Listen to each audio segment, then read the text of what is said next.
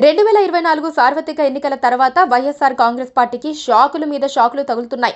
ఎన్నికల్లో గెలుపోటములు అనేవి పార్టీలకు సర్వసాధారణం. కానీ ఏపీ ఎన్నికల్లో ఎదురైన ఘోర పరాజయం వైసీపీ నేతలను మానసికంగా కుంగిపోయేలా చేసింది. కార్యకర్తల్లో, నేతల్లో నూతనోత్తేజం నింపేందుకు వైసీపీ అధినేత వైఎస్ జగన్ ప్రయత్నాలు చేస్తూనే ఉన్నారు. పార్టీ నేతలతో జిల్లాల వారీగా సమావేశం అవుతూ పరిస్థితిని సమీక్షించారు. అయితే గురువారం ఊహించని విధంగా ఇద్దరు కీలక నేతలు వైసీపీకి గుడ్ బై చెప్పారు. ఎన్నికల్లో ఓటమి తర్వాత ఆళ్ల నాని, సామినేని ఉదయభాను, బాలినేని శ్రీనివాసరెడ్డి, వాసిరెడ్డి పద్మ వంటి నేతలు వైసీపీని వీడిన సంగతి తెలిసిందే. తాజాగా మాజీ మంత్రి అవంతి శ్రీనివాస్, మాజీ ఎమ్మెల్యే గ్రంథి శ్రీనివాస్ వైసీపీకి రాజీనామా చేశారు. రాజీనామా లేఖలను అధినేత వైఎస్ జగన్మోహన్ రెడ్డికి పంపిస్తున్నట్లు చెప్పారు. అయితే రాజీనామా చేసిన అవంతి శ్రీనివాస్, గ్రంథి శ్రీనివాస్ చెప్తోన్న మాట ఒక్కటే. వ్యక్తిగత కారణాలతో రాజీనామా చేస్తున్నట్లు ఓవైపు చెప్తూనే అధినేత వైఎస్ జగన్ తీసుకున్న నిర్ణయాన్ని ఇద్దరు నేతలు తప్పుపడుతున్నారు. జగన్ నిరంకుశ పాలన నడుస్తుందని, క్యాడర్ పార్టీ శ్రేణులు నలిగిపోతున్నారని, ఏపీలో టీడీపీ కూటమి సర్కారు అధికారంలోకి వచ్చి 6 నెలలు గడుస్తోంది. అయితే ఈ 6 నెలల్లోనే చంద్రబాబు పాలనపై ప్రజా వ్యతిరేకత మొదలైందని వైఎస్ జగన్ చెప్తున్నారు. ప్రభుత్వ ప్రజా వ్యతిరేక విధానాలను నిరసిస్తూ పోరాటాలకు పిలుపునిచ్చారు.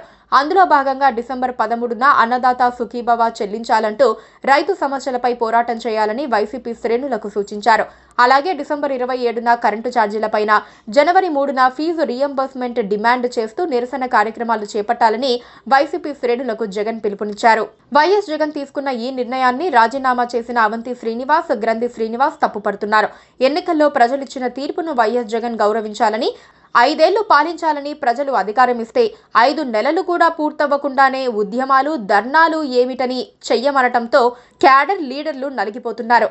తాడేపల్లిలో కూర్చొని జగన్ ఆదేశాలిస్తారు కానీ క్షేత్రస్థాయిలో కార్యకర్తల ఇబ్బందులు ఎవరికి తెలుస్తాయని ప్రశ్నించారు.